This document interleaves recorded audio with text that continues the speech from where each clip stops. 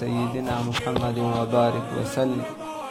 عزتمندو دا زمانه دی ته رسیدلې ده چې هر کس په بل بنده باندې ردونه کوي او رد برای تنقید، یعنی تنقید برای تنقید کوي. اصلاح دا پاره چې دی څوک تنقید نه کوي، ای تنقید برای اصلاح نه کوي، رد او تنقید کوي د څه لپاره؟ برای تنقید. لکه شان په تېرو ورځو کې زمونږ د چارسدې د سیمې د زرخیزې سیمې یو مستند او زمونږ یو خوږ مشر ګران مولانا مفتی ظهور علي صاحب دامت برکاتهم العالیه، هغې یو خبره وکړله چې یاره زما کتابونه هغه د کروڑ نه زیات شوي، د کروڑ روپو نه زیات شوي. نو د بعضې خلکو داسې په خندا شانته ورته دا شی ورته لږ ناشنا شانته ښکاري. نو دا ناشنا خبره نه ده جي.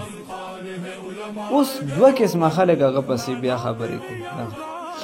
یو قسمه خلک هغه دي چې هغه په علمي میدان کې د هغه سره تعصب لري، هغه پریکوریز ذهن لري او د هغه سره تعصب لري چې ځکه اوس مفتي ګوهر علي صاحب خو لوی شخصیت دی، علمي شخصیت، نو هغه له مقابلې له نشي راتلی چې مقابله یې نشي کولی نو د پروپاګانډو په لار ولاړه.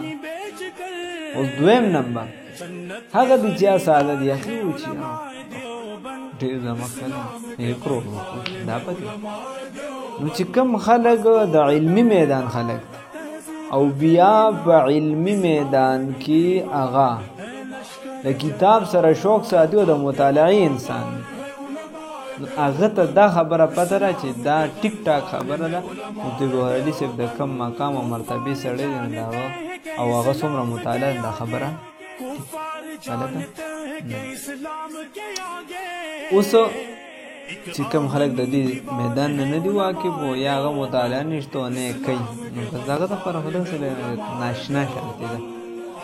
نو دوه قسمه خلک، یو د تعصب د وجې لګیا دي، دا باندې مختلفې راټینګوي بیا د علماو دپاره ځکه چې خپله خو علمي مقام دومره وي نه، او بل قسم خلک هغه وي چې هغه د پروپاګانډې شي.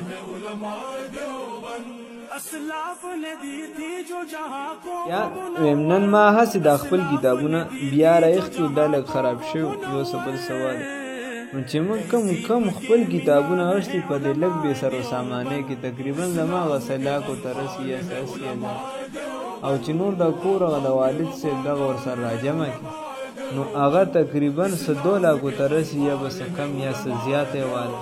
په دې کې لوی کتابونه، لوی تفسیرونه وغیره علما د هغې نه واقف دي.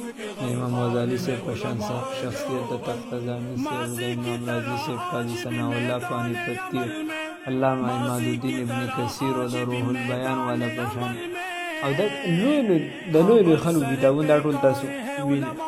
دا داسې په نظر خو نه ورکوي، دا له یوه المارۍ لا ډکه پرته، غټه المارۍ لا ډکه پرته.